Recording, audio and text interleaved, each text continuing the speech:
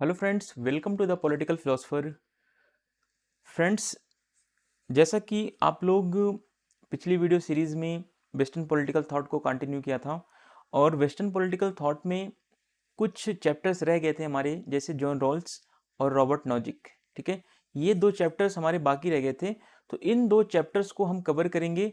Then हम अगला topic start करेंगे या अगला यूनिट स्टार्ट करेंगे। तो आज का जो हमारा टॉपिक होगा वो जॉन रॉल्स के ऊपर होगा। जॉन रॉल्स में हम लगभग 4 पार्ट या 5 पार्ट्स, जितने भी पार्ट्स होंगे उन पार्ट्स को बहुत डिटेल में सारी चीज़ों को कवर करेंगे। और अगर आप लोगों को इतना डिटेल में चीज़ें नहीं पढ़नी है तो मैं शॉर्ट में भी पढ़ा दूंगा, कोई दिक्कत नहीं है।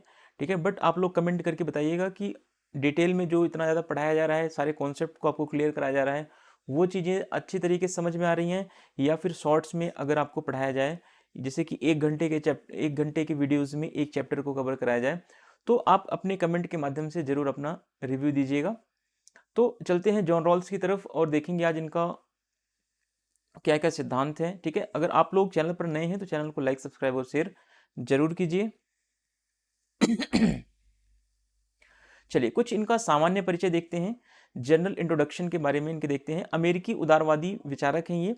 राजनीतिक दर्शन के पुनरुत्थान के जनक के रूप में जॉन रॉल्स को माना जाता है और इनका जन्म जो हुआ है 21 फरवरी 1921 को अमेरिका में हुआ। ठीक है, तो ये एक तो पहली बात आपको समझना है कि ये उदारवादी विचारक हैं।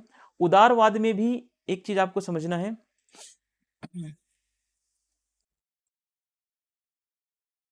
रॉल्स, एक सेकेंड,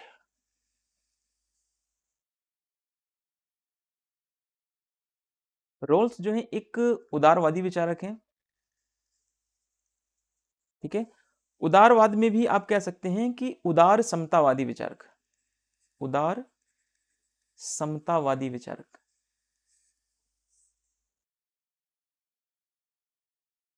ठीक है, इगैलिटेरियन थिंकर हैं ये, इगैलिटेरियन। ठीक है, अब आपके मन में एक विचार आ रहा होगा कि उदारवाद तो हमने पढ़ा था सर, उदार समतावाद क्या होता है? उदार समतावाद, है ना? इसमें आपको दो चीजें देखने को मिलेंगी। एक तो उदारवाद का लक्षण दिखाई दे रहा है आपको, समतावाद का तात्पर्य आप ले सकते हैं समाजवाद से। ठीक है, तो रॉल्स के जो विचार हैं, मूल रूप से रॉल्स के विचारों में, या कह लें रॉल्स का जो मूल विचार है वो न्याय के ऊपर है। पहली बात तो समझना है। ठीक है, रॉल्स का जो मूल विचार है वो न्याय के ऊपर है, और रॉल्स के न्याय के सिद्धांत में आपको उदारवाद और समाजवाद दोनों के लक्षण दिखाई देंगे। ठीक है, दोनों के लक्षण दिखाई देंगे। ठीक है, दोनों के लक्षण दिखाई देंगे। दोनों के लक्षण का मतलब क्या है कि रॉल्स ने अपने न्याय के सिद्धांत में उदारवाद का लक्षण प्रक्रियात्मक, यानी इसको प्रोसीड्यूरल बोलते हैं, और समाजवाद का लक्षण तात्विकता, या इसको हम कह लें सब्सटांटिव, सब्सटांटिव। ठीक है, तो अब ये दोनों लक्षण जो हैं जॉन रॉल्स के विचारों में दिखाई देंगे। ठीक है, ये लक्षण उदारवादी और समाजवादी दोनों लक्षण जिसके विचारों में दिखाई देते हैं उनको हम उदार समतावाद की कैटेगरी में रख सकते हैं। ठीक है, तो रॉल्स के विचार में आपको प्रक्रियात्मक तत्व भी दिखाई देगा, प्रोसीड्यूरल एलिमेंट्स भी दिखाई देंगे, और सब्सटांटिव एलिमेंट्स भी दिखाई देंगे। तो दोनों चीजें आपको रॉल्स के विचारों में दिखाई देगा, एक तरफ उदारवाद के भी लक्षण, दूसरी तरफ समाजवाद के भी लक्षण दिखाई देंगे। ठीक है, तो उदार समतावाद का मतलब आपको समझ में आ गया होगा। ठीक है, इगैलिटेरियनिज्म।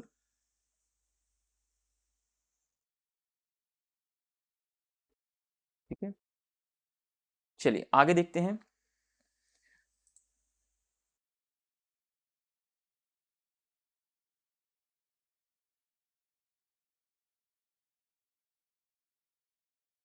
तो अब इन्होंने दूसरा काम क्या किया कि राजनीति सिद्धांत के या राजनीतिक दर्शन के पुनरुत्थान में इन्होंने मदद की। मदद कैसे किया इन्होंने?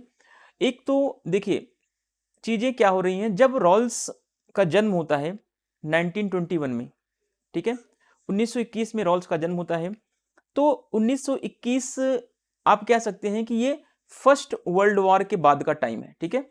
फर्स्ट वर्ल्ड वॉर 1914 से लेकर 1918 के बीच में फर्स्ट वर्ल्ड वॉर होता है। तो रॉल्स का जन्म फर्स्ट वर्ल्ड वॉर के बाद होता है। तो फर्स्ट वर्ल्ड वॉर के बाद रॉल्स का जन्म जब हुआ, तो रॉल्स ने देखा कि सेकेंड वर्ल्ड वॉर आते आते सेकेंड वर्ल्ड वॉर आते आते या कह लें सेकेंड वर्ल्ड वॉर खत्म होते होते 1945 तक, अब क्या हो रहा है, अब सेकेंड वर्ल्ड वॉर जैसे खत्म हुआ तो जो परंपरागत राजनीतिक सिद्धांत थे, जो ट्रेडिशनल पॉलिटिकल अप्रोचेस थे, वो उनका इंपैक्ट धीरे धीरे कम होने लगा।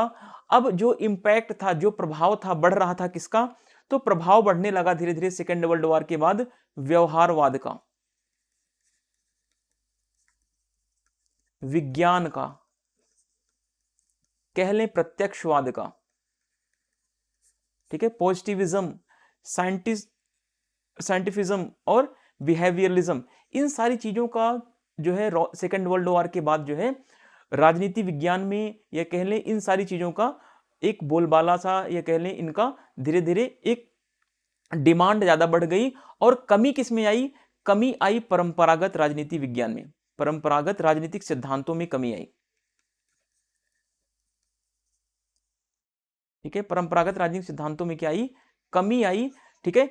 अब हम कह सकते हैं परंपरागत राजनीतिक सिद्धांत जिसमें मूल्य की प्रधानता थी, मूल्यों की प्रधानता थी। परंपरागत राजनीतिक सिद्धांत में क्या होता है, जहां पे ट्रेडिशनल अप्रोच होता है वहां पे वैल्यूज को ज्यादा प्रॉफिट देता है, वैल्यूज को प्रमोट किया जाता है, वैल्यूज का ज्यादा इंपॉर्टेंस होता है, ठीक है। तो परंपरागत राजनीतिक सिद्धांत में जहां सेकेंड वर्ल्ड वॉर के पहले मूल्यों की प्रधानता थी, तो वहीं सेकेंड वर्ल्ड वॉर के बाद क्या हुआ, सेकेंड वर्ल्ड वॉर यानी द्वितीय विश्व युद्ध के बाद परंपरागत राजनीतिक सिद्धांत में कमियां आई या गिरावट आई।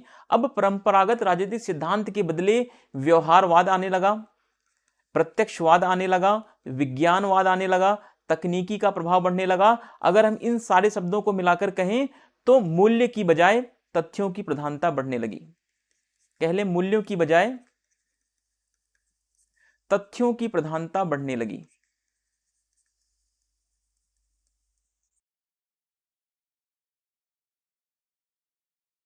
बढ़ने लगी, ठीक है। कुछ विद्वान तो यहां तक कहने लगे कि राजनीतिक सिद्धांत का क्या हो चुका है, पतन हो गया है है ना, the revival of the decline of the political theory. कुछ विद्वान कह रहे हैं कि राजनीतिक सिद्धांत डॉग हाउस में चला गया है, कुछ राजनीतिक विद्वान कह रहे हैं कि राजनीतिक सिद्धांत का पतन हो चुका है, खास करके परंपरागत राजनीतिक सिद्धांत। तो ऐसे समय में परंपरागत राजनीतिक सिद्धांतों को चुनौती मिलने लगी, किससे, तथ्यों से। अब रॉल्स के समय में 1945 के बाद अगर बात करें, सेकेंड वर्ल्ड वॉर के बाद, तो मूल्य और तथ्य, मूल्य प्लस तथ्य दोनों में क्या हो गया, संघर्ष उत्पन्न हुआ, दोनों में संघर्ष उत्पन्न हुआ, है ना। और तथ्य जो था यानी व्यवहारवाद जो था वो भारी पड़ा किसके ऊपर, परंपरागत राजनीतिक सिद्धांत के ऊपर जो है व्यवहारवाद भारी पड़ गया, या कह ले मूल्य के ऊपर जो है तथ्यों की प्रधानता सिद्ध हुई, है ना। तो ऐसे में जब मूल्य का वैल्यू या मूल्य का जो मूल्य थे, ठीक है, जो परंपरागत राजनीतिक सिद्धांत के जो मूल्य थे, जो निष्कर्ष थे, उनकी मान्यता धीरे धीरे कम होने लगी। इसी संदर्भ में कहा जाता है कि परंपरागत राजनीतिक सिद्धांतों का पतन होना शुरू हो गया या पतन हो गया है। लेकिन अब राजनीतिक सिद्धांतों को पुनरुत्थान कौन करेगा, रिवाइवल कौन लाएगा, ठीक है। तो रिवाइवल लाने का काम जो किया है वो है जॉन रॉल्स ने।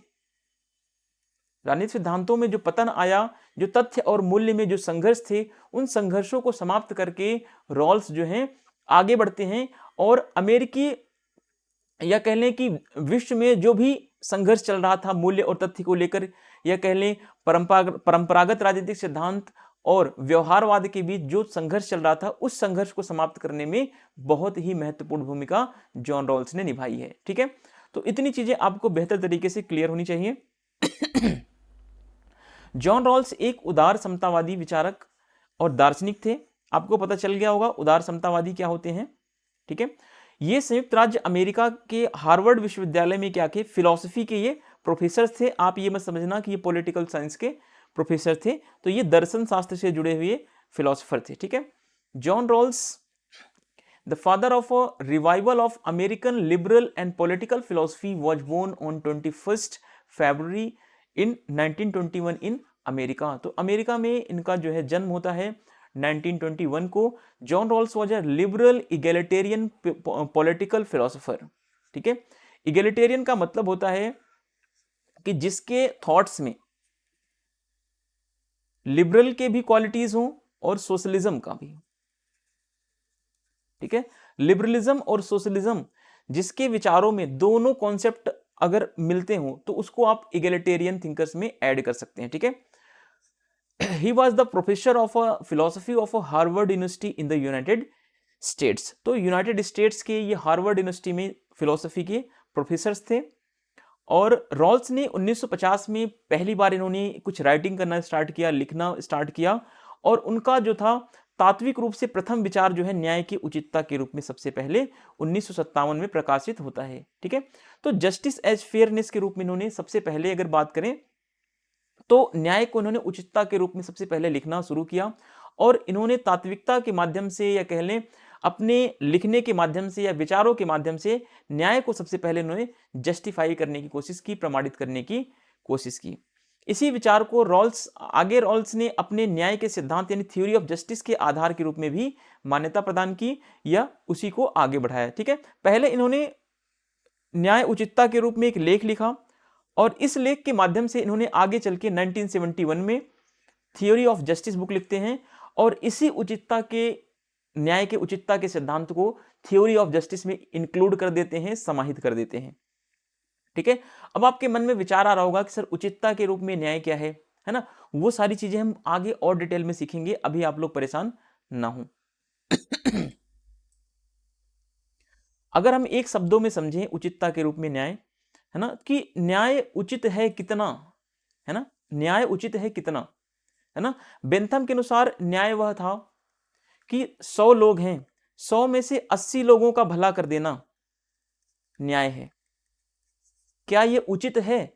लेकिन रॉल्स कहता है नहीं, है ना। अगर 100 लोग हैं तो 100 के 100 लोगों का भला करना ही क्या होगा, न्याय होगा। यानी किसी 20 के साथ जो अन्याय बेंथम कर रहा है, तो रॉल्स कहता है ये 20 के साथ भी अन्याय नहीं होना चाहिए, ठीक है। तो रॉल्स और बेंथम में जब आप क्लैश देखेंगे, जब आप संघर्ष देखेंगे, तो वहां पे जब रॉल्स ने बेंथम के उपयोगितावाद के सिद्धांत को नकारा, क्यों नकारा, किस आधार पर नकारा, वो सारी चीजें हम आज की क्लास में बेहतर तरीके से समझेंगे और एक एक करके समझेंगे। अब जल्दबाजी ना करें आप किसी भी चीज को लेकर के, ठीक है। अभी से आप अपना प्रिपरेशन स्टार्ट करें ताकि आप जून के लिए अच्छे से प्रिपेयर हो पाए अपने आप को, ठीक है। चलिए, प्लेटो की तरह इनकी विचार प्रणाली का केंद्र भी क्या है, न्याय सिद्धांत पर आधारित है। जैसा कि आपने प्लेटो पढ़ा है, प्लेटो ने भी न्याय के ऊपर उनका मेन विचार रहा है, न्याय की स्थापना। तो वैसे रॉल्स भी न्याय की स्थापना के लिए इनके जो मेन विचार हैं, जो इनका मेन लेख है, सब न्याय के संदर्भ में इनका मूल विचार माना जाता है। रॉल्स ने उपयोगितावादी न्याय के सिद्धांत के जवाब में अपना सिद्धांत प्रस्तुत किया, ठीक है। तो उपयोगितावाद के सिद्धांत में इन्होंने अपना थियरी ऑफ जस्टिस लिखा। यह कह सकते हैं कि इन्होंने उपयोगितावाद के सिद्धांत का खंडन किया। अब उपयोगितावादी न्याय का सिद्धांत क्या था? उपयोगितावादी न्याय का सिद्धांत जो बेंथम का था, वो जो था वो सुख को प्राथमिकता देता था, सुख को प्राथमिकता देता था, ध्यान रखना, अधिकार को नहीं। उपयोगितावादी न्याय का सिद्धांत एक बार हम यहां पे समझते हैं।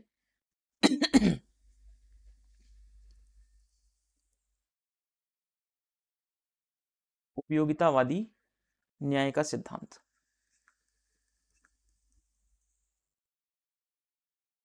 क्या कहता है? ये कहता है कि बेंथम ने इस सिद्धांत को आगे बढ़ाया, तो ये सिद्धांत कहता है, उपयोगितावादी न्याय का सिद्धांत, कि समाज में, ठीक है, समाज में सुख ज्यादा महत्वपूर्ण है। व्यक्ति के लिए क्या है? सुख ज्यादा महत्वपूर्ण है बजाय अधिकार के,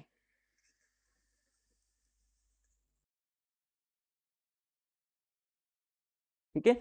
अब उपयोगितावादी न्याय का सिद्धांत कहता है कि अधिकार की बजाय सुख ज्यादा महत्वपूर्ण है। इसका तात्पर्य यह हुआ कि अगर 100 लोग हैं, 100 लोगों में से अगर 80 लोगों को सुख मिल जा रहा है, अगर 20 लोगों को सुख नहीं मिल रहा, यानी अगर 20 लोगों के अधिकारों को, इनके राइट्स को अगर समाप्त भी कर दिया जाए तो बेंथम के अनुसार क्या है, सही है। ठीक है, तो बेंथम कहता है कि अगर एक समाज में 100 लोग हैं, 100 में से अगर 80 लोगों को सुख मिल रहा है और 20 लोगों के अधिकारों को समाप्त करके अगर 80 लोगों का भला हो रहा है, तो बेंथम के अनुसार क्या है, यही उपयोगितावादी न्याय का सिद्धांत है। यानी कि कह सकते हैं कि बेंथम के न्याय सिद्धांत में सुख प्राथमिक है, ना कि अधिकार। ठीक है, अब वहीं पर रॉल्स कहता है, रॉल्स ने जो बेंथम के उपयोगितावादी न्याय का सिद्धांत था, इसके बदले में इन्होंने क्या दिया, इन्होंने जस्टिस एज फेयरनेस का सिद्धांत दिया, या कह लें थ्योरी ऑफ जस्टिस का सिद्धांत दिया। रॉल्स ने कहा कि हम अगर किसी समाज में 100 लोग हैं तो सुख उतना महत्वपूर्ण नहीं है, बल्कि 100 के 100 लोगों का अधिकार ज्यादा महत्वपूर्ण है।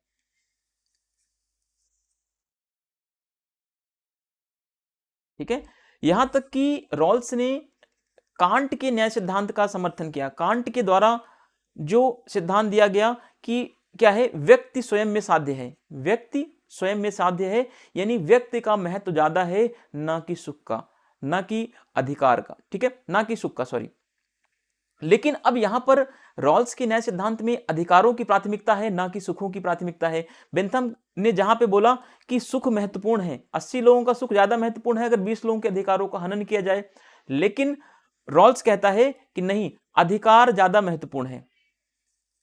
ठीक है, अधिकार ज्यादा महत्वपूर्ण है बजाय सुख के। बेंथम और रॉल्स को लेकर जो विवाद है, वो विवाद है मूलतः अधिकार ज्यादा महत्वपूर्ण है या सुख ज्यादा महत्वपूर्ण है। इस चीज को लेकर एक तरफ जहां बेंथम ने कहा सुख ज्यादा महत्वपूर्ण है बजाय अधिकार के, तो उसके जवाब में रॉल्स ने बोला कि अधिकार ज्यादा महत्वपूर्ण है, ना कि सुख। ठीक है, तो रॉल्स ने यहां तक कहा कि सुखी लोगों के सुखों को चाहे कितना भी बढ़ा दो आप, लेकिन उससे दुखी लोगों के दुखों का हिसाब बराबर नहीं किया जा सकता है। ये स्टेटमेंट नेट के पेपर में भी आया हुआ है, तो इन चीजों का आप बेशक से, यह बहुत ही माइनर तरीके से आप इन चीजों का ध्यान में रखेंगे। ठीक है, Rawls started the writing in 1950 and his first substantial idea justice as a fairness was first published in 1957. The idea was later recognized by the Rawls as the basis of a theory of a justice. Like Plato, the center of his system of thought is also the theory of a justice. Rawls presented his theory in a response the utilitarian theory of a justice. ठीक है, तो Rawls ने जो अपना response दिया theory of justice का, वो utilitarian theory of justice के जस्ट अपोजिट दिया। ठीक है, उसके रिस्पॉन्स में इन्होंने अपना न्याय का सिद्धांत प्रस्तुत किया।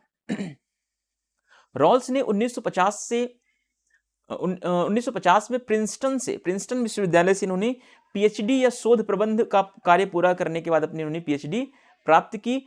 पीएचडी जो इन्होंने किया था रॉल्स ने, अब ऐसे भी क्वेश्चन पूछे जा सकते हैं एग्जाम में, जब आप ये सोच सकते हो कि जब एग्जाम में ये पूछा जा सकता है कि लेनिन की मृत्यु कब हुई, तो ये भी एग्जाम में पूछा जा सकता है कि रॉल्स का जो पीएचडी रॉल्स ने किया जिस थीसिस पर, उस थीसिस का क्या शीर्षक था, क्या उसका टाइटल था। ठीक है, तो उसका टाइटल था नैतिक ज्ञान के आधार पर एक अध्ययन। ठीक है, ऐसा थीसिस जो है मार्क्स के बारे में भी पूछा जा चुका है कि मार्क्स ने जिस विषय पर अध्ययन किया, जिस विषय पर पीएचडी की, उसका शीर्षक क्या था। ठीक है, तो इनका जो पीएचडी का शीर्षक था जॉन रॉल्स का, उसका टाइटल क्या था कि नैतिक ज्ञान के आधार पर एक अध्ययन, चरित्र के नैतिक मूल्य पर निर्णयों के संदर्भ में इन्होंने विचार प्रस्तुत किए कि कैसे लोगों के चरित्र के संदर्भ में, नैतिक मूल्यों के संदर्भ में निर्णय लिया जाए, नैतिक मूल्यों को कैसे बढ़ावा दिया जाए। Rawls received his PhD from the Princeton in 1950 after completing the doctoral dissertation titled A Study in the Formation of a Moral Knowledge Considered with the Reference to the Judgment on the Moral Value of a Character। तो इन्होंने moral value of character के ऊपर ज्यादा focus करना start किया कि कैसे हम मोरल वैल्यू को आगे बढ़ा सकते हैं, कैसे हम कैरेक्टर में मॉरल वैल्यू को और ज्यादा इंक्रीज कर सकते हैं। तो ये सारी चीजें जो है इनके थीसिस का मेन विषय का आधार रहा है। चलिए इनके बुक्स के बारे में कुछ देखते हैं। देखिए जितना पढ़ाया जा रहा है, अगर उतना आप शॉर्ट नोट्स बना लेंगे तो मुझे नहीं लगता आपको किसी चीज़ की और ज़्यादा ज़रूरत पड़ेगी। अगर इतने में से एग्ज़ाम में पूछ लिया, क्योंकि देखो जितनी भी कोचिंग होती हैं, मैं एक किसी कोचिंग की बात नहीं कर रहा, जितनी भी कोचिंग है ऑल इंडिया में नेट जेआरएफ के लिए जो भी चल रही हैं, है ना, वो सभी कुछ गिने चुने 4 से 5 बुक्स का रेफरेंस लेकर ही सारा कंटेंट बनाती हैं, है ना। एक तो आपके जो वेस्टर्न पॉलिटिकल थॉट में सुशीला रामास्वामी, है ना, और आपके ओपी गाबा, और आपका जो अगली बुक है वो है बीएल फड़िया सर की, है ना, और कुछ ऐसी बुक्स का रेफरेंस ले आता है जो इंटरनेट के माध्यम से आप इन सारी बुक्स को क्या करते हैं, कंबाइन करते हैं, एक चैप्टर पर स्टडी करते हैं, पांचों चीजों को मिला करके। तो वहां से जो निष्कर्ष निकलता है, जो कंटेंट निकलता है, उन सारी चीजों को आप यहाँ पर समराइज करके देखते हैं। तो किसी भी कोचिंग का नोट्स पढ़ें, किसी भी कोचिंग की रेफरेंस बुक पढ़े या कुछ भी पढ़े, तो सारा मैटर जो है आपको एज इट इज देखने को ही मिलेगा, क्योंकि सभी कोचिंग वाले एक ही जैसा कंटेंट उठाते हैं एक ही जगह से। ठीक है, तो इस चीज को आप ध्यान में रखें। अगर आपके पास टाइम मिलता है तो आप बुक पढ़ना जरूर पसंद करेंगे। अदरवाइज अगर आप एग्जाम को टारगेट कर रहे हैं तो आप एग्जाम को टारगेट करने के लिए बुक की बजाय नोट्स या फिर वीडियोज या लेक्चर सीरीज आप देखना पसंद करें, क्योंकि वहां से आपको ज्यादा बेनिफिट और जल्दी लाभ मिल सकता है, जहां तक मेरा मानना है। ठीक है, तो रॉल्स की कुछ बुक्स हैं। इनका एक पहला लेख था जो 1957 में आया था, जस्टिस एज अ फेयरनेस। फिर इनकी थियरी ऑफ जस्टिस जो 1971 में लिखी गई थी। इस पुस्तक में कुल 9 चैप्टर्स हैं, है ना। 9 चैप्टर्स में से जो 3 इंपॉर्टेंट चैप्टर्स हैं उनके बारे में कभी एग्जाम में पूछे जाने की पॉसिबिलिटीज होती है। पहले चैप्टर में जस्टिस एज फेयरनेस के बारे में बात की गई है, दूसरे चैप्टर में थियरी ऑफ जस्टिस के बारे में बात की गई है, तीसरे चैप्टर्स में ओरिजिनल पोजीशन के बारे में बात की गई है। ठीक है, ओरिजिनल पोजीशन को हम बोलते हैं वेल ऑफ इग्नोरेंस भी कह सकते हैं। इसको हम ओरिजिनल पोजीशन को अज्ञानता का पर्दा भी कह सकते हैं। ठीक है, अब समझेंगे आगे कैसे हम ओरिजिनल पोजीशन को या प्रारंभिक स्थिति को हम अज्ञानता का पर्दा के नाम से कैसे देख सकते हैं, कैसे समझ सकते हैं। उन सारी चीजों का हम एक एक करके सारा कॉम्बिनेशन समझेंगे। अब उससे ज्यादा जरूरी क्या है कि आप जॉन रॉल्स की जब बुक्स याद रखेंगे तो इनको क्रम से याद रखें, सीक्वेंस वाइज याद रखें। ठीक है, सीक्वेंस में याद रखना बहुत जरूरी है। अगली इनकी बुक है पॉलिटिकल लिबरलिज्म, या कह लें राजनीतिक उदारवाद, इसी को बोलते हैं राजनीतिक उदारवाद। कभी कभी हिंदी में भी नाम दे सकता है। तो इस तरीके से आप चीजों को अपना तैयार करें, जो 1993 में आई थी। फिर the law of the people, I think मुझे लगता है कि ये क्वेश्चन, ये बुक जो है इस बार 2024 के पेपर में पूछा गया है। ठीक है, नेट दिसंबर 2024 के एग्जाम में जो है the law of the people जो है 1999 में जो बुक लिखी गई थी, ये पब्लिश हुई थी। ये इस बुक के बारे में, जॉन रॉल्स की बुक के बारे में पूछा गया है। ठीक है, अगली बुक है इनकी lectures on the history of a moral philosophy, जो 2000 या 2000 में लिखी गई है। फिर इनकी अगली बुक है जस्टिस एज फेयरनेस, अ रीस्टेटमेंट, 2001 में लिखी गई है। तो इन बुक्स को आप जरूर सीक्वेंस वाइज याद रखेंगे, जिससे कि आप एग्जाम में कभी भी डिफीट ना करें, क्योंकि अगर ये क्रम से याद रहेंगे तो बहुत अच्छे तरीके से आप इनको सीक्वेंस में लगा पाएंगे या एग्जाम में आप अच्छा पॉइंट्स गेन कर पाएंगे। ठीक है, तो इस तरीके से आप अपनी चीज़ों को बेहतर तरीके में समराइज करके जब सीखेंगे तो आपको जरूर लाभ मिलेगा।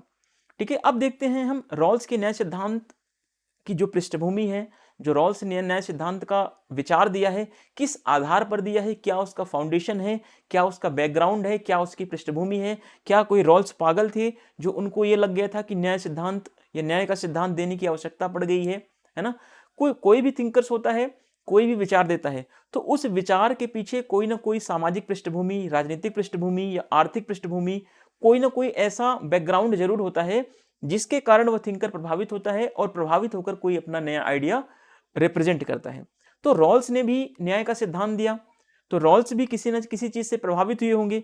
तो क्या किससे प्रभावित हुए थे, क्या रीजंस था, उन सारी चीजों को हम यहां पर आज सीखने का प्रयास करेंगे। ठीक है, चलिए, रॉल्स का न्याय सिद्धांत जो है 1950-1960 के दशक में अमेरिकी समाज में जो उथल पुथल हो रहा था, ठीक है, उसके परिणाम के स्वरूप रॉल्स ने एक न्याय का सिद्धांत प्रस्तुत किया। 1950 और 60 का दशक ऐसा दशक था जहां पे अमेरिका में आंतरिक संघर्ष, सामाजिक संघर्ष, निर्जातीय संघर्ष, श्वेत अश्वेत के बीच संघर्ष, तो ये सारे संघर्ष जो चल रहे थे बहुत बड़े स्तर पर अमेरिका में अराजकता की स्थिति बनी हुई थी। ठीक है, तो इन्हीं सब चीजों को देखते हुए रॉल्स ने अपने न्याय सिद्धांत का विकास किया।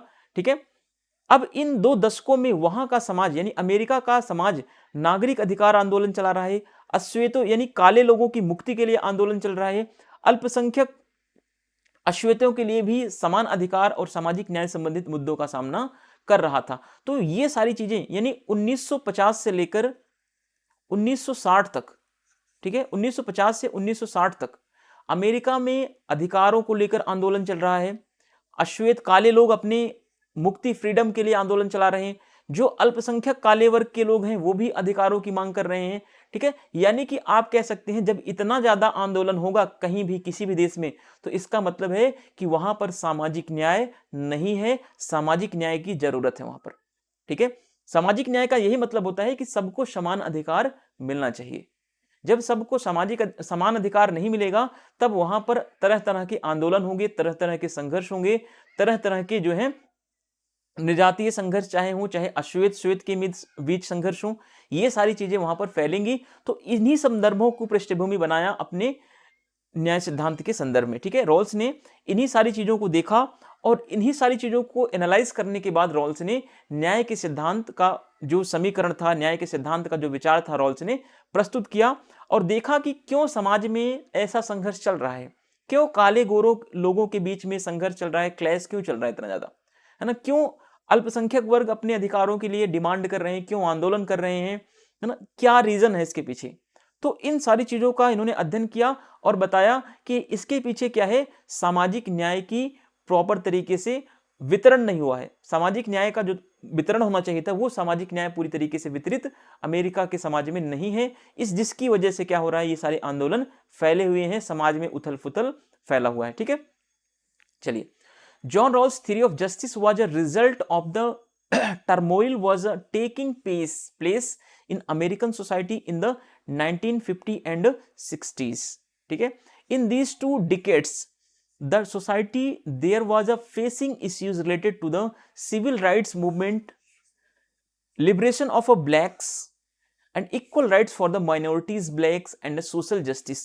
तो इन सब के लिए क्या हो रहा है, राइट्स के लिए मूवमेंट चल रहे हैं, है ना, खास करके 2 डिकेड्स में यानी 2 दशकों में ये सारे आंदोलन चल रहे हैं। कब से कब तक, 1950 से लेकर 1950 से 1960 तक। यानी आप कह सकते हैं कि 1945 के बाद से, 1945 के बाद से, या कह लें कि सेकेंड वर्ल्ड वॉर के बाद से जो है 1960 तक लगभग सामाजिक आंदोलन जो अमेरिका में था या अमेरिका की राजनीति में या समाज में उथल पुथल का माहौल बिल्कुल बना हुआ था, जिसके पीछे क्या कारण था कि सामाजिक न्याय की या सामाजिक संसाधनों की प्रॉपर तरीके से पुनर्वितरण नहीं किया गया था या उसका वितरण सही तरीके से नहीं किया गया था। चलिए आगे देखते हैं। निर्जातीय संघर्ष जो था श्वेत अश्वेत के मध्य था, काले गोरों के मध्य था। इसके अलावा विदेशी मोर्चे पर जो वियतनाम के मुद्दे ने न्यायपूर्ण व अन्यायपूर्ण युद्ध का यक्ष प्रश्न खड़ा कर दिया था, यह भी एक कारण था कि अमेरिका ने वियतनाम में जो संघर्ष किया, वियतनाम में बहुत लंबे समय तक जो संघर्ष किया, हालांकि अमेरिका को वियतनाम में हार का सामना करना पड़ा, लेकिन वो भी एक मुद्दा था अमेरिकी समाज में कि क्या जो अमेरिका वियतनाम में जाकर संघर्ष कर रहा है या लड़ाई कर रहा है, किस वजह से कर रहा है ना, क्या रीजन है उसके पीछे, क्या ये न्यायपूर्ण है या अन्यायपूर्ण है। इस सारी चीजों को लेकर के भी समाज में एक अराजकता का माहौल फैला हुआ था। उसी पृष्ठभूमि को देखते हुए रॉल्स ने अपने न्याय सिद्धांत को प्रस्तुत किया। ऐसे में न्याय का पुनरावलोकन करना या पुनर्विवेचन करना बहुत जरूरी हो गया था, क्योंकि अमेरिकी समाज में चल रहे संघर्ष इसी पृष्ठभूमि में लोकतांत्रिक समाज को नैतिक आधार प्रदान करने के लिए रॉल्स ने न्याय का सिद्धांत प्रस्तुत किया या रॉल्स ने अपना न्याय का सिद्धांत दिया। ठीक है, तो जो सामाजिक पृष्ठभूमि में जो अमेरिका में संघर्ष चल रहा है, उस सामाजिक पृष्ठभूमि को दोबारा से परिभाषित किया रॉल्स ने, क्यों चल रहा है, क्या रीजंस हैं। ठीक है, तो उसके संदर्भ में इन्होंने सारी चीजों का एनालाइज किया कि अमेरिका में जो संघर्ष चल रहा है, जो निजातीय संघर्ष चल रहे हैं, जो आंदोलन चल रहे हैं, वो उसके पीछे क्या रीजंस हैं। तो उन सब का एक इन्होंने लोकतांत्रिक समाज के अंदर एक नैतिक आधार प्रस्तुत किया और इन्होंने अपने न्याय सिद्धांत को रिप्रेजेंट कर दिया। Apart from ethnic conflicts between the blacks and white, the Vietnam issues on the foreign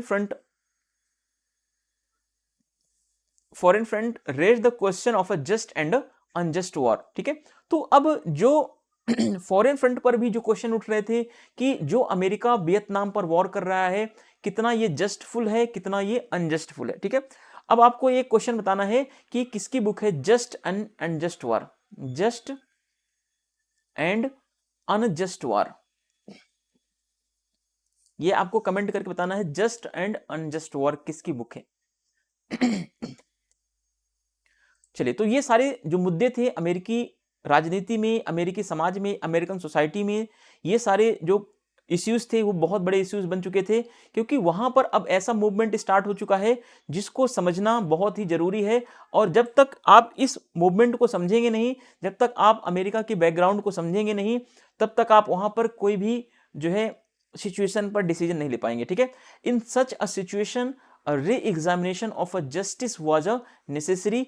इस संदर्भ में यह बहुत जरूरी हो गया था कि अब जो है जस्टिस का री एग्जामिनेशन किया जाए। ठीक है, इन दिस बैकग्राउंड, इस बैकग्राउंड में of ongoing conflicts of American society, Rawls gave the theory of justice. इसी बैकग्राउंड को जो है रॉल्स ने समझा और समझ करके इन्होंने एक न्याय का सिद्धांत या थ्योरी ऑफ जस्टिस रिप्रेजेंट किया या इन्होंने प्रस्तुत किया।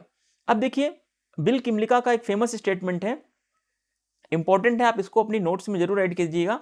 हालांकि लास्ट में आप ध्यान रखिएगा, जब वीडियो के अंत में हम आपको 2-3 4 पेज में जितने भी स्टेटमेंट्स होंगे रॉल्स के ऊपर, वो सारे स्टेटमेंट्स आपको वहां पर मिल जाएंगे, आपको कहीं पर भी भटकने की जरूरत नहीं पड़ेगी। इस तरीके से क्वेश्चंस को, इस तरीके से जो है पीडीएफ को डिजाइन किया जाएगा कि आप लोग को बहुत ज्यादा एफर्ट डालने की जरूरत नहीं पड़ेगी। सारी चीजें आपको एक समराइज वे में एक बेहतर तरीके से चीजें मिल जाएंगी। ठीक है, बिल किमलिका कहते हैं कि रॉल्स की थियरी ऑफ जस्टिस जो 1971 में लिखी गई है, थियरी ऑफ जस्टिस ने निश्चित तौर पर परंपरागत और मानकीय राजनीतिक सिद्धांतों की पुनः स्थापना की है। ठीक है, तो अब राजनीतिक सिद्धांतों का जो पहले बात चल रहा था कि परंपरागत राजनीतिक सिद्धांतों का क्या हो रहा है, डिक्लाइन हो रहा है, यानी पतन हो रहा है, तो उसके संदर्भ में जब पॉलिटिकल थ्योरी का डिक्लाइन की बात हो रही थी, तो उसी समय जो है विज्ञानवाद का प्रभाव बढ़ रहा था, व्यवहारवाद का प्रभाव बढ़ रहा था। तो ऐसे में विज्ञानवाद, व्यवहारवाद जो था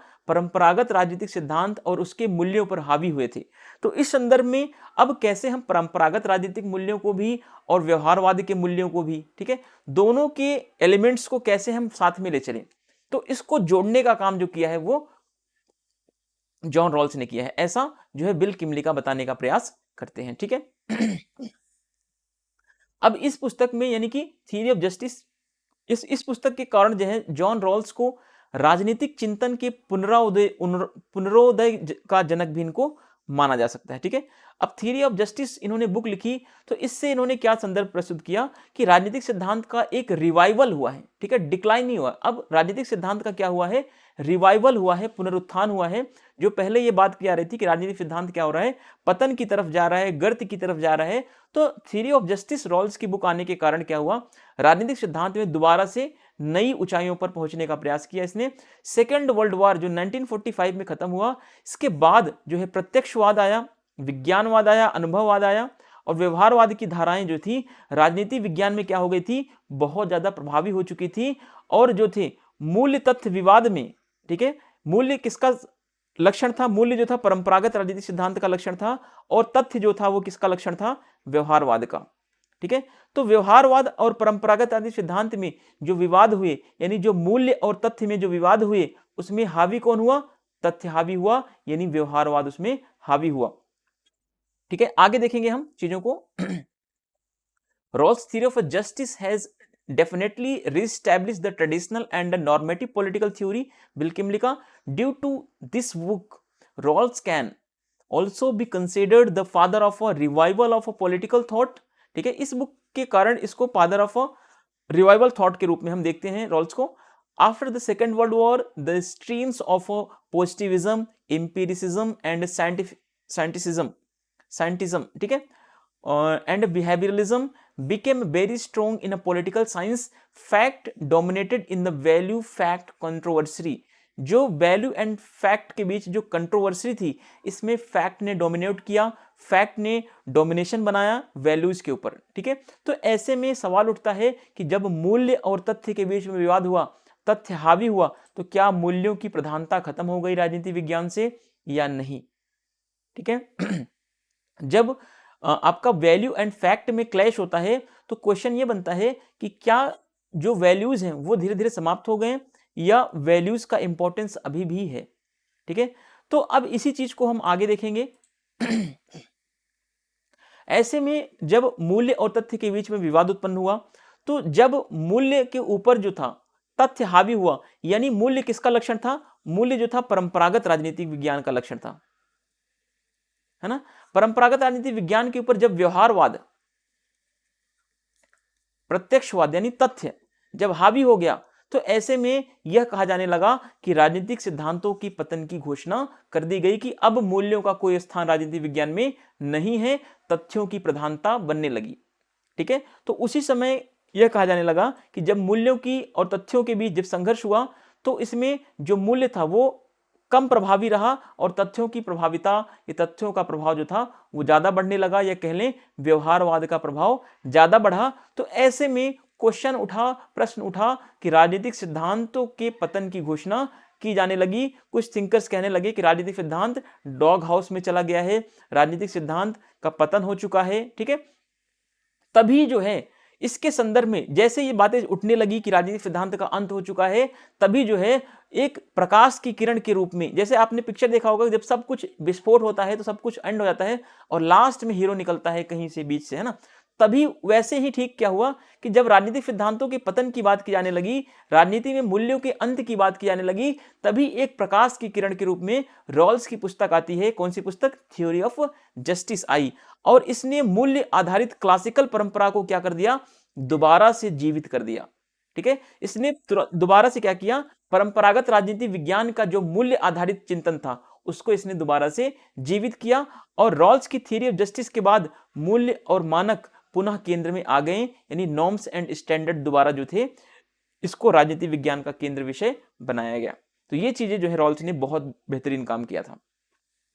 In such a situation, the downfall of a value-based political theories began to be declared. Then Rawls' book Theory of Justice became as a ray of light and revived the value-based classical tradition, the revival of a political theory. ठीक है, तो अब theory of justice ने क्या किया है? जो decline of political theory थी, थ्योरी ऑफ जस्टिस ने उसको क्या कर दिया? रिवाइवल ऑफ पॉलिटिकल थ्योरी में कन्वर्ट कर दिया। ठीक है, after Rawls theory of justice, values and standards again came to the centre. ठीक है, तो थ्योरी ऑफ जस्टिस आने के बाद वैल्यूज एंड जो स्टैंडर्ड्स थे वो दोबारा से क्या हो गए? दोबारा से उनकी वैल्यूज या उनकी जो अजम्पशंस थी, उनकी जो मान्यताएं थी वो दोबारा से बढ़ना स्टार्ट हो गई। आगे देखिए, रॉल्स की न्याय की अवधारणा इतनी विस्तृत थी कि रॉल्स का विरोधी विचारक रॉबर्ट नॉजिक, क्योंकि रॉबर्ट नॉजिक कैसा विचारक है? स्वेच्छातंत्रवादी विचारक है, या कह लें रॉबर्ट नॉजिक जो है नव उदारवादी विचारक है। आगे हम नॉजिक को भी पढ़ेंगे। ठीक है, अगले जो हमारा चैप्टर होगा वो नॉजिक के ऊपर ही होगा। लेकिन नॉजिक और रॉल्स के विचारों में क्या है? बिल्कुल अंतर है, दोनों एक दूसरे के क्या है? कट्टर विरोधी हैं।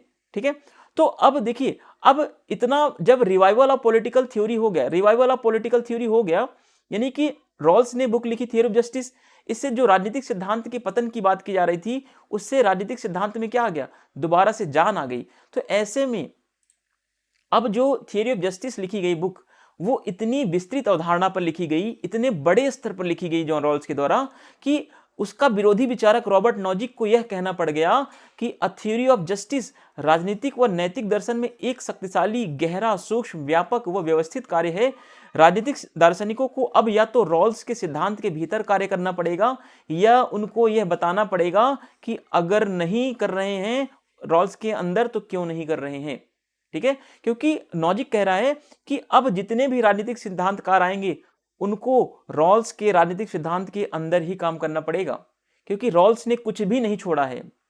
ठीक है, सारी चीजों को रॉल्स ने अपने चिंतन में समाहित कर दिया है, अपने न्याय के सिद्धांत में समाहित कर दिया गया है। हाँ, नॉजिक कहता है कि अब सभी दार्शनिकों को क्या करना पड़ेगा, रॉल्स के सिद्धांत के भीतर कार्य करना पड़ेगा और स्पष्ट रूप से करना पड़ेगा। अगर कोई नहीं करेगा रॉल्स के सिद्धांत के भीतर काम, तो उसे बताना पड़ेगा कि क्यों नहीं कर रहा है, वो अलग से क्या कर रहा है जो रॉल्स ने नहीं किया था। ठीक है, तो कोई भी थिंकर आएगा, नॉजिक कहता है, वो रॉल्स के सिद्धांत के भीतर ही काम करेगा, चाहे कोई भी थिंकर हो, कितने बड़े से बड़ा थिंकर हो, क्योंकि रॉल्स ने कुछ भी छोड़ा नहीं है। अगर कोई भी थिंकर रॉल्स से अलग हटकर कोई काम कर रहा है, तो बताना पड़ेगा कि भाई रॉल्स ने ऐसा क्या काम नहीं किया है जो आप कर रहे हो। तो ये चीज ध्यान रखना, नॉजिक जो है कट्टर विरोधी है। ठीक है, नॉजिक की एक फेमस बुक है अनार्की, स्टेट एंड यूटोपिया, जो 1974 में आई है। लिख लीजिएगा, अनार्की, स्टेट एंड यूटोपिया, जो 1974 में आई थी, है ना। ये इंपॉर्टेंट बुक है, आप इसको जरूर याद रखेंगे। तो नॉजिक और रॉल्स के विचारों में क्या है, बिल्कुल अंतर है, बहुत बड़ा अंतर है। और नॉजिक जो है खास करके स्वच्छतंत्रवादी विचारक हैं, नव उदारवादी विचारक हैं, और रॉल्स जो हैं वो उदार समतावादी विचारक हैं। तो रॉल्स के विचारों का जो है नॉजिक विरोध करता है। ठीक है, यहां तक कि जो रॉल्स ने प्रगतिशील करारोपण की बात की है ना, उसका नॉजिक ने विरोध किया था। आगे देखेंगे हम सारी चीजों को। Rawls conception of a justice was so elaborated that in 1974 his bitter opponent Robert Nozick was forced to say a theory of justice is a peaceful, profound, subtle, comprehensive and a systematic work in political and moral philosophy. Political philosopher must now neither work within Rawls theory or explain if not why not.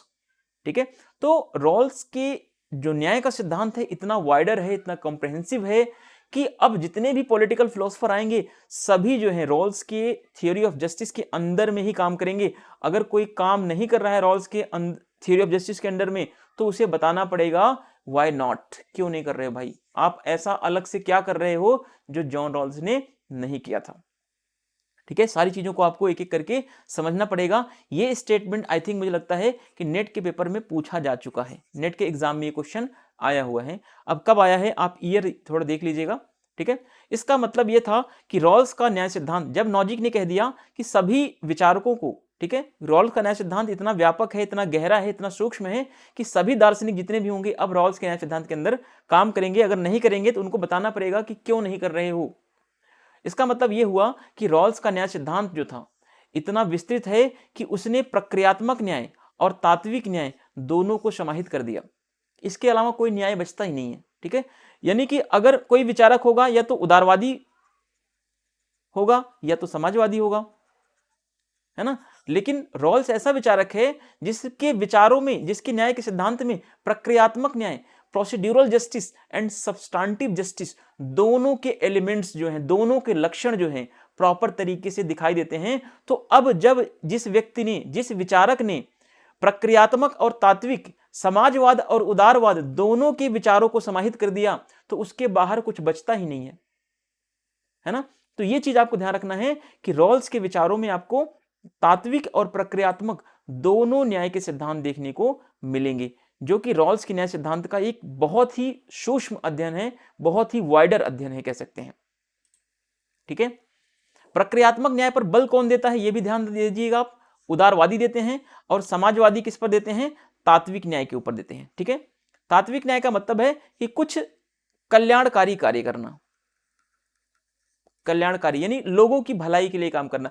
प्रक्रिया का मतलब होता है कि समाज में सभी के लिए प्रक्रिया एक समान होगी, सभी के लिए प्रक्रिया एक समान होगी।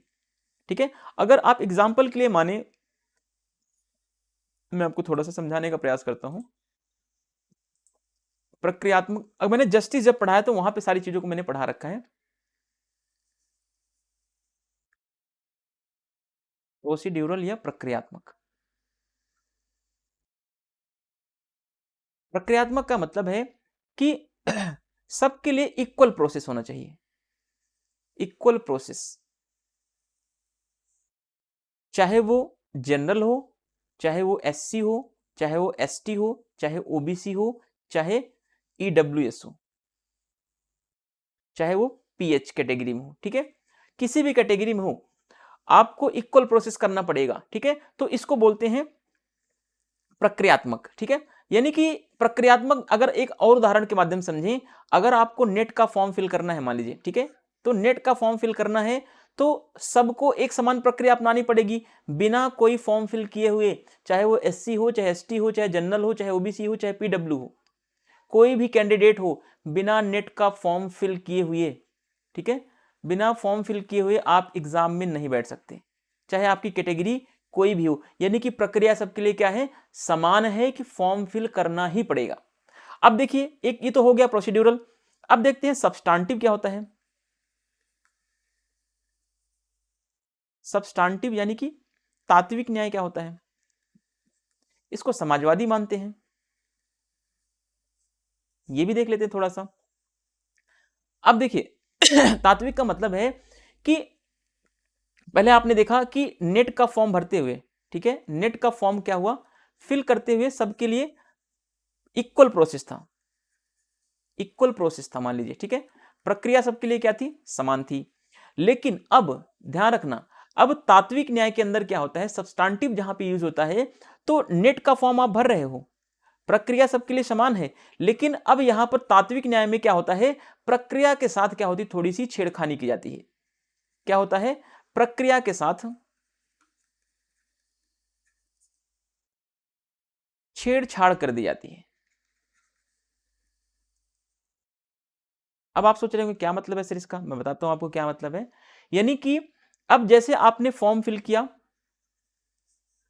है ना, फॉर्म सब फिल करेंगे तभी सबके लिए एक समान प्रक्रिया होगी फॉर्म फिल करना, बिना फॉर्म फिल किए आप एग्जाम में अपीयर नहीं हो सकते, ये तो प्रक्रिया समान होगी। अब सब्सटैंटिव क्या है, फॉर्म फिल करेंगे आप, लेकिन फॉर्म फिल करते टाइम एससी, एसटी और वीमेंस या पीडब्ल्यू, इन कैटेगरीज को स्पेशल छूट मिलती है। क्या मिलती है, छूट मिलती है, किसमें, फीस की, फी पेड करने में, ठीक है। और वहीं पर जनरल कैटेगरी को क्या मिलता है, कोई छूट नहीं मिलती। तो अब क्या हुआ, अब प्रक्रिया से छेड़खानी हुई कि नहीं, फॉर्म भरते टाइम सबके लिए एक जैसा फॉर्म फिल करना नहीं है, एससी एसटी के लिए अलग फीस है, ओबीसी के लिए अलग फीस है, जनरल ईडब्ल्यूएस के लिए अलग फीस है। तो क्या हुआ, प्रक्रिया से थोड़ी बहुत छेड़खानी की गई, क्योंकि समाज में जो पिछड़े वर्ग के लोग हैं उनको तो भाई आप सब्सटैंटिव जस्टिस के थ्रू लाएंगे, उनके लिए तो कुछ कल्याण करेंगे। कल्याण करने का मतलब है कि प्रक्रिया के साथ थोड़ी बहुत बदलाव करना या कुछ पॉजिटिव चेंजेस लाना, या कह लें वेलफेयर वर्क करना, ठीक है, कुछ कल्याणकारी कार्य करना। तो ये हो गया सब्सटैंटिव जस्टिस। तो रॉल्स के न्याय सिद्धांत में क्या है, सब्सटैंटिव भी है और प्रोसीड्यूरल भी है, क्योंकि रॉल्स कहता है, रॉल्स के न्याय सिद्धांत में प्रोसीड्यूरल जस्टिस का भी फॉलो किया गया है और सब्सटैंटिव जस्टिस का भी फॉलो किया गया है।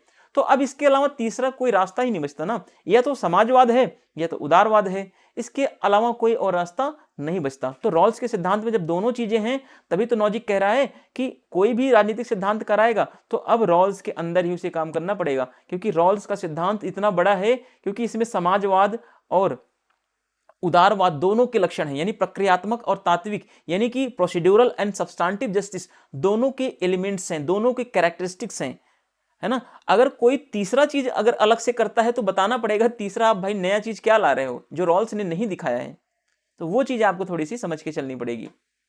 चलिए आगे देखते हैं।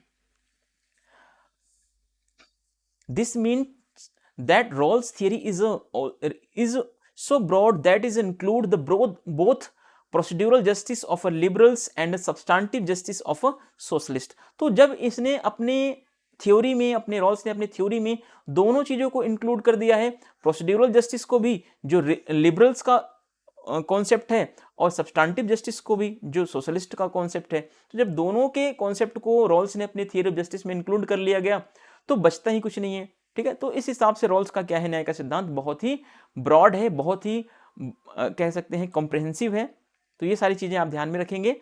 अब यहाँ पे देखेंगे कि बेंथम और उसके उपयोगितावाद की रॉल्स के द्वारा आलोचना क्यों की जाती है, कैसे की जाती है, इसके बारे में हम थोड़ा सा यहाँ पर आज अध्ययन करेंगे, और इसके बाद हम अगली क्लास में जो चीजें होंगी वो चीजें हम अध्ययन करेंगे रॉल्स के न्याय सिद्धांत के बारे में, ठीक है। तो जिस प्रकार प्लेटो और ठीक है। जिस प्रकार प्लेटो अपने न्याय सिद्धांत की स्थापना से पहले जो उसके पूर्व के सोफिस्ट थे उसके न्याय के सिद्धांतों का खंडन करता है, ठीक उसी प्रकार रॉल्स भी उपयोगितावादी और अंतः प्रज्ञावादियों के न्याय सिद्धांतों का क्या किया, इसने खंडन किया। दो शब्द आप ध्यान रखेंगे, इसने उपयोगितावाद और अंतः प्रज्ञावादी दो ऐसे सिद्धांत थे जिनका जॉन रॉल्स ने खंडन किया, क्योंकि प्लेटो भी यही कर रहे थे। ठीक है, प्लेटो ने भी जब न्याय का सिद्धांत दिया तो प्लेटो से पहले जो न्याय के सिद्धांत चले आ रहे थे, जो सोफिस्टों ने दिया था, ठीक है, चाहे उसमें ग्लूकोन हो, चाहे उसमें एंडीमेंटस हो, चाहे उसमें सेफालस हो, चाहे उसमें थ्रेसिमेकस हो, है ना, जो भी थिंकर्स ने जो पहले प्लेटो से पहले जो न्याय के सिद्धांत थे, उन सारे सिद्धांतों को प्लेटो ने क्या कर दिया था, खंडन कर दिया, उसको डिनाई कर दिया। उसके बाद जो है प्लेटो ने अपना सिद्धांत दिया। तो ठीक उसी तरीके से रॉल्स भी जब अपना न्याय का सिद्धांत देता है तो रॉल्स से पहले जो सिद्धांत थे यानी उपयोगितावाद का सिद्धांत और अंतः प्रज्ञावाद का सिद्धांत, इस दोनों सिद्धांतों का रॉल्स ने क्या किया, खंडन किया, और तब अपना जाके थियरी ऑफ जस्टिस या न्याय के सिद्धांत की कल्पना या संकल्पना इसने प्रस्तुत की। ठीक है, जहां लॉक, रूसो व कांट का समर्थक था, तो वहीं पर बेंथम के विचारों का क्या है, ये विरोधी भी है। तो देखिए, रॉल्स ने जब अपना न्याय का सिद्धांत दिया तो लॉक के विचारों से प्रभावित हुआ, रूसो के विचारों से, और खास करके कांट के विचारों का प्रभाव इसके न्याय के सिद्धांत में दिखाई पड़ेगा, जिसमें कांट ने कहा कि आत्मन साध्य से पहले है, आत्मन साध्य से पहले है, यानी व्यक्ति का महत्व ज्यादा है बजाय किसी साध्य के।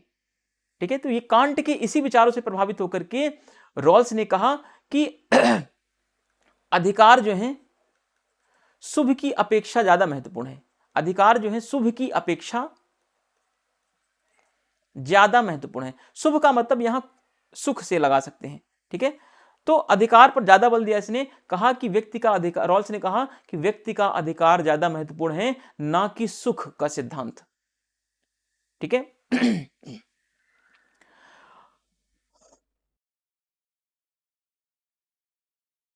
चलिए आगे देखते हैं, एक बार थोड़ा सा इसको क्लीन करते हैं, क्लीन एंड क्लियर।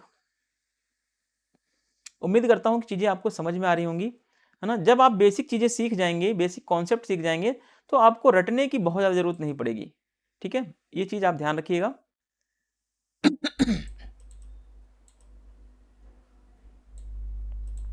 चलो, just as a Plato refutes the theories of justice of the sophist before the establishing his own theory of justice, Rawls also refuted the idea of justice of the utilitarians and institutionalists. इन दो सिद्धांतों को, इन दोनों theory को भी Rawls ने भी नकार दिया, जैसे प्लेटो ने सोफिस्टों की थ्योरी को नकारा था। ठीक है, while Rawls is a supporter of a Locke, Rousseau and Kant, he is opposed the idea of a Bentham. ठीक है, बेंथम के आइडिया को क्या करता है, जॉन रॉल्स नकारता है। तो इन सारी चीजों को हम सीखेंगे, कैसे नकारता है, क्यों नकारता है, क्या रीजन था। मैंने आपको स्टार्टिंग में बताया था, अगर आपको अभी भी नहीं समझ में आ रहा है तो मैंने आपको स्टार्टिंग में बताया था यहां पर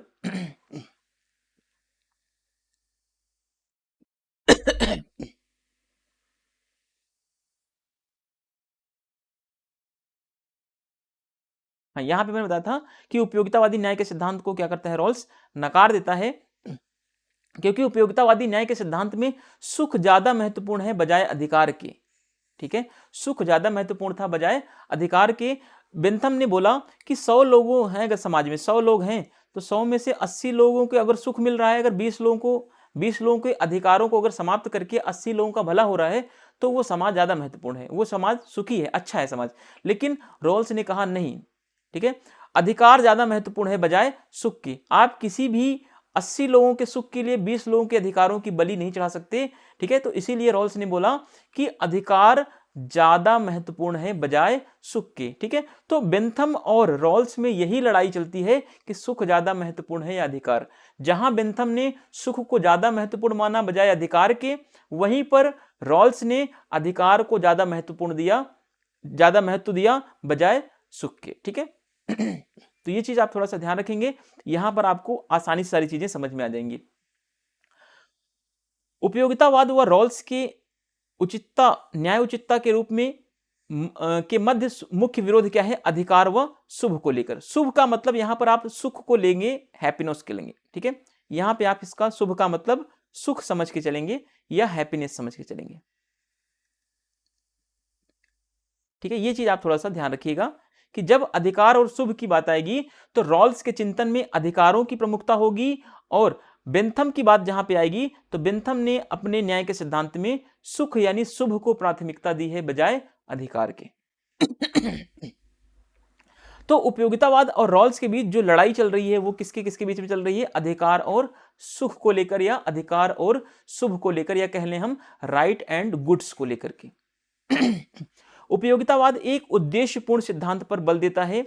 उसका उद्देश्य क्या है उपयोगितावाद का? तो उद्देश्य है अधिकतम व्यक्तियों का अधिकतम कल्याण करना। यानी 100 व्यक्ति हैं तो 100 व्यक्तियों में से 80 लोगों का कल्याण हो जाए तो अच्छा है। 20 लोगों को अगर कुछ भी ना मिले खाने को, अगर ये मर भी जाएं तो भी 80 लोगों का, अगर 20 लोगों के मरने से अगर 80 लोगों का भला हो रहा है तो ये अच्छा है। यानी कि उपयोगितावाद उद्देश्यपूर्ण सिद्धांत पर आधारित है। नहीं, 80 लोगों का उद्देश्य अगर पूरा हो रहा है 20 लोगों के मरने से तो ये क्या है? बढ़िया है। लेकिन रॉल्स का न्याय जो है वो उद्देश्य पर आधारित नहीं है, ये चीज ध्यान रखना।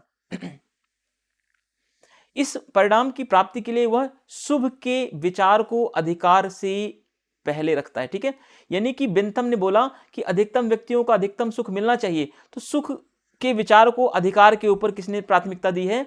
तो बेंथम ने दी है। यानी व्यक्तिगत अधिकार के ऊपर व्यक्ति के सुखों को प्रधानता दी गई है, ठीक है। ये चीज ध्यान रखना। बेंथम के विचारों में आपको परिणाम की प्राप्ति के लिए जो है अधिकारों की बलि चढ़ा दी जाती है। किसके लिए? सुख को प्राप्त करने के लिए, या गुड्स को प्राप्त करने के लिए, शुभ को प्राप्त करने के लिए, ठीक है। सुख को प्राप्त करने के लिए अधिकारों की बलि दी जाती है। उपयोगितावाद क्या है? शुभ यानी अधिकारों से पहले है, यानी सुख कहता है। शुभ को आप सुख समझिएगा, ठीक है, ठीक है। यहां पर सुख का शुभ का तात्पर्य क्या है? सुख से ले सकते हैं, ठीक है। उपयोगितावाद कहता है शुभ क्या है, यानी सुख क्या है? अधिकारों से पहले है, अधिकार बाद में है। पहले व्यक्तियों का प्लेजर है, पहले व्यक्तियों की खुशी है, पहले व्यक्तियों की हैप्पीनेस है। अधिकार तो बाद की बात है, ऐसा उपयोगितावादी मानते हैं। लेकिन रॉल्स ने इस उपयोगितावादी सिद्धांत को नकार दिया। रॉल्स ने बोला कि अधिकार पहले हैं, सुख और सारी चीजें क्या है? बाद में है, ठीक है। Rawls justice as a fairness is a moral concept of a right and good, ठीक है। Utilitarianism emphasises on the teleological principle, ठीक है।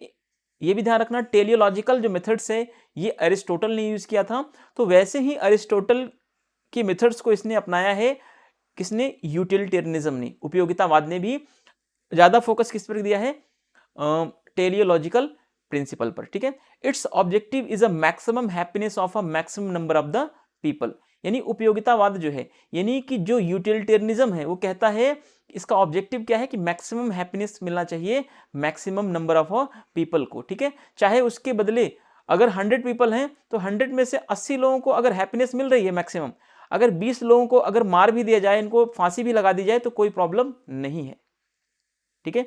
To achieve this result it places the idea of common good before rights, individual rights, ठीक है। तो जो Bentham कहता है कि जो उसका रिजल्ट है उसको अचीव करने के लिए, यानी टेलियोलॉजिकल को अचीव करने के लिए बेंथम कहता है कि कॉमन गुड जो है ये मोस्ट इंपॉर्टेंट है। कॉमन गुड क्या है? बिफोर है, पहले है। किसके? राइट से पहले है, ठीक है। अधिकारों से पहले किसका महत्व है? कॉमन गुड का महत्व है। ऐसा उपयोगितावाद में, ऐसा यूटिलिटेरियनिज्म में कहा गया है। तो इस विचार को जो है रॉल्स ने नकार दिया। यूटिलिटेरियनिज्म कहता है the goods is a prior to rights, ठीक है। अधिक शुभ जो है या कह लें सुख जो है या कह लें शुभ किससे पहले है? अधिकार से पहले। अधिकार से पहले प्रायोरिटी उसको मिलती है, शुभ को या सुख को। आगे देखिए, रॉल्स का न्याय सिद्धांत मूलतः कैसा है? कांटवादी है। यानी कांट का जो विचार था आत्मन साध्य से पहले है। कांट ने बोला क्या है? आत्मन साध्य से पहले है, ठीक है। यानी व्यक्ति का महत्व ज्यादा है बजाय किसी दूसरी चीज के, जिसमें कांट की नैतिक प्रस्थापनाओं का सहारा लेकर उपयोगितावादी या उपयोगितावाद का प्रभावी विकल्प जो है रॉल्स ने प्रस्तुत किया, ठीक है। यहां से नेट में क्वेश्चन खूब बनता है, ठीक है। ध्यान रखना इस बात को कि रॉल्स का जो न्याय सिद्धांत है वो मूलतः कांट के विचारों पर आधारित है, जिसमें कांट की नैतिक प्रस्थापनाओं को सहारा लिया गया है और इसमें बताया गया है और नैतिक प्रस्थापनाओं का सहारा लेकर के रॉल्स ने जो है उपयोगितावाद का एक प्रभावी विकल्प प्रस्तुत किया है। तो कथन कारण में भी ऐसे क्वेश्चन बनते हैं और जो है स्टेटमेंट बेस वाले क्वेश्चन भी ऐसे ही बनेंगे। जब आपको 2-3 स्टेटमेंट दे देगा तो उसमें पूछेगा कौन सा स्टेटमेंट सही है, ठीक है। एक बार फिर समझते हैं कि जो रॉल्स का न्याय सिद्धांत है मूलतः कांट के विचारों पर क्या है, आधारित है, जिसमें कांट की नैतिक प्रस्थापनाओं का सहारा लिया गया है और नैतिक प्रस्थापनाओं का सहारा लेकर के कांट का उपयोगितावाद का प्रभावी विकल्प प्रस्तुत करने का प्रयास किया गया है। रॉल्स पर कांट का प्रभाव है, कैसा प्रभाव है, उसके लिए अधिकारों की अवधारणा शुभ की अवधारणा से क्या है, पहले है, ठीक है। जैसे कि कांट के लिए अधिकार जो है ज्यादा महत्वपूर्ण है, ठीक है, वैसे ही रॉल्स के लिए भी अधिकार ज्यादा महत्वपूर्ण है बजाय किसके, शुभ के या खुशी के या हैप्पीनेस के, ठीक है। जहां पर उपयोगितावादी शुभ को पहले मानते हैं, खुशी को पहले मानते हैं, अधिकार को बाद में मानते हैं, ठीक है। उपयोगितावादी कहते हैं कि शुभ यानी कि सुख अगर हमें मिल रहा है तो उसमें अगर हैप्पीनेस ज्यादा मिल रहा है हमें, अगर maximum number of maximum people को अगर ज्यादा हैप्पीनेस मिल रहा है तो अधिकार अगर 20 लोगों को ना भी मिले तो कोई फर्क नहीं पड़ता है, ठीक है। लेकिन रॉल्स के न्याय सिद्धांत में क्या है, अधिकार प्राथमिक है। रॉल्स कहता है कि अगर 100 लोग हैं तो 100 लोगों को ही पूरा प्रॉपर अधिकार मिलना चाहिए। ऐसा नहीं कि आप 100 लोगों के बजाय 80 लोगों को अधिकार देकर के 20 लोगों के अधिकारों को समाप्त करके 80 लोगों को सुखी बनाए, तो ये चीज गलत माना है रॉल्स ने, ठीक है। रॉल्स का न्याय सिद्धांत सो उद्देश्यपूर्ण ना होकर के क्या है, परिणाम निरपेक्ष है। यह परिणाम पर उतना ज्यादा बल देने की बजाय क्या है, ये प्रक्रिया और परिणाम दोनों को साथ लेकर के चलता है, ठीक है। Rawls theory of justice is a basically Kantian, ठीक है। जो रॉल्स का थ्योरी ऑफ जस्टिस है वो किस पर बेस्ड है, कांट के ऊपर बेसिकली है। in which an attempt has been made to present an effective alternative to utilitarianism by taking the help of a Kant's moral principle, ठीक है। तो इसने जो यूटिलिटेरियनिज्म का अल्टरनेटिव था वो कांट के मोरल प्रिंसिपल को इन्होंने सहारा लेकर के प्रस्तुत किया है। Rawls influenced by the Kant, Rawls जो है कांट से इन्फ्लुएंस्ड है। For him concept for of rights come before the concept of a good, ठीक है। तो जैसा कि कांट ने बोला कि राइट्स पहले होता है, ठीक है, और गुड्स जो चीजें हैं या गुड्स जो खुशी है, प्लेजर है, वो सारी चीजें बाद में हैं। तो ठीक इसी तरीके से रॉल्स भी कहता है कि अधिकार क्या है, पहले हैं, राइट्स पहले हैं और बाद में गुड्स हैं, ठीक है। गुड्स को आप हैप्पीनेस से लगा सकते हैं। मैं आपको यही बार बार बता रहा हूं कि जहां पे शुभ दिखाई दी, शुभ शब्द, शुभ को जो है ज्यादा वरीयता किसने दी है, उपयोगितावादियों ने दी है, और अधिकार पर, राइट्स पर बल किसने दिया है, रॉल्स ने दिया है। Rawls theory of justice is a not teleological but deontological है ये, ठीक है। चलिए अतः आगे देखते हैं। इसमें अधिकार जो है रॉल्स के सिद्धांत में क्या है, अधिकार जो है शुभ से पहले हैं और कह सकते हैं कि आत्मन जो है साध्य से पहले है, ठीक है। आत्मन क्या है, साध्य से पहले है, यानी व्यक्ति का महत्व ज्यादा है बजाय किसी का साधन बनने से, ठीक है। व्यक्ति क्या है, स्वयं में साध्य है, इसी को बोला जाता है कि व्यक्ति स्वयं में साध्य है। व्यक्ति जो है आत्मन जो है साध्य से पहले है, यानी कि जैसा रॉल्स ने कहा कि अधिकार जो है सुख से पहले हैं, शुभ से पहले हैं, ठीक है। तो रॉल्स की अवधारणा कि अधिकार जो है शुभ से पहले हैं या आत्मन साध्य से पहले हैं, कांट के किस विचार पर आधारित था, कांट का प्रसिद्ध विचार था कि व्यक्ति स्वयं में साध्य है। इसी पर जो है रॉल्स का विचार भी आधारित है कि अधिकार जो है शुभ से पहले हैं। वो कांट ने जो पहले बोल दिया था कि व्यक्ति स्वयं में साध्य है, उसी चीज को जो है रॉल्स ने एक्सेप्ट कर लिया और उसी के आधार पर रॉल्स ने बोल दिया कि अधिकार शुभ से पहले हैं, आत्मन साध्य से पहले हैं। ऐसा रॉल्स ने बोल दिया। किस बेस पर बोला, कांट के प्रसिद्ध विचारों को ध्यान में रख करके, ठीक है। इन सब का तात्पर्य यह है कि किसी व्यक्ति के अधिकारों को सामान्य कल्याण के नाम पर छीना नहीं जा सकता। आप ये नहीं कह सकते कि अगर 100 लोग हैं तो 100 लोगों में से 80 लोगों का कल्याण हो रहा है तो 20 लोगों के अधिकारों को आप छीन सकते हैं, तो ऐसा बिल्कुल भी संभव नहीं है। ये रॉल्स भी विरोध करता है, ये कांट भी विरोध करता है, ठीक है।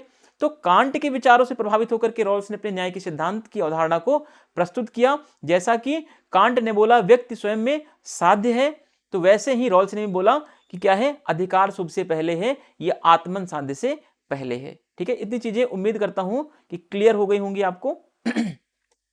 लेकिन अगर वहीं पर बात की जाए जैसा कि आपने अभी जस्ट पढ़ा है कि उपयोगितावादियों ने क्या बोला, उपयोगितावादियों ने बोला कि शुभ जो है अधिकार से पहले है।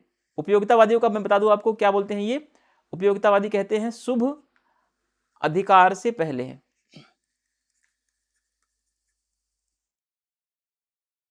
ठीक है, यानी खुशी ज्यादा महत्वपूर्ण है बजाय लोगों के अधिकार के। यानी कि 80 लोगों का भला हो जाए, 20 लोगों को अधिकारों को अगर नष्ट भी कर दिया जाए तो कोई फर्क नहीं पड़ता है। ये तो उपयोगितावादी कहते हैं। तो इसी सिद्धांत को रॉल्स ने नकार दिया। रॉल्स ने कहा सुख महत्वपूर्ण उतना नहीं है जितना महत्वपूर्ण है अधिकार। अब इससे ज्यादा मैं नहीं समझा पाऊंगा, है ना, क्योंकि इससे ज्यादा समझाने के लिए कुछ बचता ही नहीं है और इससे आसान भाषा में भी अब नहीं समझा सकता। मैं उम्मीद करता हूं कि समझ में आ गया होगा चीजें आपको, और मैं बार बार जो प्रयास कर रहा हूं समझाने का आपको, ठीक है, तो वो चीज़ें आपको बिल्कुल क्लियर कट में समझना चाहिए और चीज़ों को बेहतर तरीके से समझने का प्रयास करेंगे तो समझ में आएगा। ऐसा नहीं है कि रॉल्स कोई तोप है ना। रॉल्स बहुत इजी चैप्टर है, बहुत आसान चैप्टर है, बस आप इसको समझने का प्रयास करेंगे। थोड़ी चीज़ें आप इसके बैकग्राउंड को समझेंगे कि प्रक्रियात्मक न्याय क्या होता है, तात्विक न्याय क्या होता है, सब्सटेंटिव जस्टिस क्या है ना, रॉल्स ने कैसे अधिकारों को प्राथमिकता क्यों दी है ना, कि बेंथम के उपयोगितावाद का इसने खंडन क्यों किया है। तो वो सारी चीजें अगर थोड़ा बहुत आप समझ जाएंगे तो आपको रॉल्स बहुत आसान लगेगा। Hence in this right is a prior to the god good, the self is prior to its end. ठीक है, तो ये चीज आपको ध्यान रखना है। Rawls concept that rights are the prior to the good or the self is prior to the end is inspired by the Kant's famous idea the person is an end in itself। ठीक है, तो जो Rawls ने concept दिया है कि self is prior to end, किससे inspire हुआ ये, तो ये इंस्पायर हुआ है कांट के फेमस आइडियाज से। कांट ने क्या बोला कि the person is an and in itself, व्यक्ति क्या है, स्वयं में साध्य है, व्यक्ति किसी का साधन नहीं बन सकता। ठीक है जबकि बेंथम ने बोला कि 80 लोगों का अगर 100 लोग हैं तो 100 लोगों में से 80 लोगों का कल्याण अगर करना है तो 20 लोगों को साधन बनना पड़ेगा। तो ये रॉल्स ने बिल्कुल भी स्वीकार नहीं किया, कांट ने बिल्कुल भी स्वीकार इस बात को नहीं किया। All this means that the rights of a person can be taken away in the name of a general welfare. चलिए अब आज का जो लास्ट कोटेशन है, कुछ कोटेशन हैं, इनको आप याद रखेंगे। रॉल्स कहता है कि रॉल्स की न्याय व्यवस्था के अनुसार रॉल्स ने कहा कि सुखी लोगों के सुख को चाहे आप जितना भी बढ़ा दो, है ना, लेकिन उससे दुखी लोगों के दुख के हिसाब को आप बराबर नहीं कर सकते। यानी रॉल्स कहता है अगर 100 लोग हैं, आप 80 लोगों के सुखों को चाहे आप कितना भी 200% बढ़ा दो, 2000% भी बढ़ा दो, लेकिन जो 20 लोग दुखी हुए हैं, 20 लोगों को जो आपने अधिकार नहीं दिया, जो 20 लोगों को आपने प्रताड़ित किया, तो इससे आप 20 लोगों के दुखों को आप बराबर नहीं कर पाएंगे, चाहे जितना भी 80 लोगों का सुख बढ़ा दीजिए आप। ठीक है, ये नेट के पेपर के स्टेटमेंट्स हैं, ये ध्यान रखना आप। फिर अगला रॉल्स का स्टेटमेंट है कि प्रत्येक व्यक्ति के पास न्याय पर संस्थापित अनुलंघनीयता होती है जिसे संपूर्ण समाज का कल्याण भी नहीं दबा सकता है। तो रॉल्स कहता है कि हर व्यक्ति के पास अपना एक संस्थापित अनुलंघनीयता है, हर व्यक्ति के पास अपना अधिकार है जिस अधिकार को समाज दबा नहीं सकता। समाज के कल्याण के नाम पर किसी भी व्यक्ति के अधिकारों को दबाया नहीं जा सकता। ठीक है, तो अधिकारों का बहुत बड़ा समर्थक है, ये चीज को आप ध्यान रखेंगे। According to John Rawls, justice system, no matter how much the happiness of a happy people is increased, it cannot be compensate for the suffering of unhappy people. Rawls' famous statement is that every person has an inviolability based on a justice which cannot be suppressed even by the welfare of the entire society। तो इस तरीके से भैया आपका आज complete होता है एक वीडियो, और हम देखेंगे आगे के, अभी पीपीटी आगे नहीं बनी है, आगे बनाएंगे, फिर कल फिर क्लासेस होंगी। ठीक है, कोशिश रहेगी कि अब जो मेरी क्लासेस थी वो कम हो गई हैं, और कम हुई तो बहुत अच्छी बात है कि दो वीडियो अपलोड कर पाऊँ मैं। ठीक है, 2 वीडियो, या हो सकता है कि आप लोग कहेंगे कि एक तरफ पॉलिटिकल थॉट को कंटिन्यू रखेंगे हम, और दूसरी तरफ पीजीटी के लिए कुछ प्रैक्टिस सेट लाएंगे हम। पीजीटी आने वाला एग्जाम है, यूपी पीजीटी खास करके, और बीपीएससी, ठीक है। इसके लिए हम कुछ प्रैक्टिस सेट लॉन्च करेंगे जिसमें हम डेली 30 क्वेश्चन या 20 क्वेश्चंस को करेंगे, और उसके हिसाब से आने वाले एग्जाम में हम लगभग 1000-2000 क्वेश्चंस की प्रैक्टिस कर लेंगे। अगर ये आइडिया आप लोगों को सही लगेगा तो प्लीज़ आप कमेंट करके बताइएगा, उस पर हम फॉलो करेंगे, अदरवाइज हम नहीं करेंगे।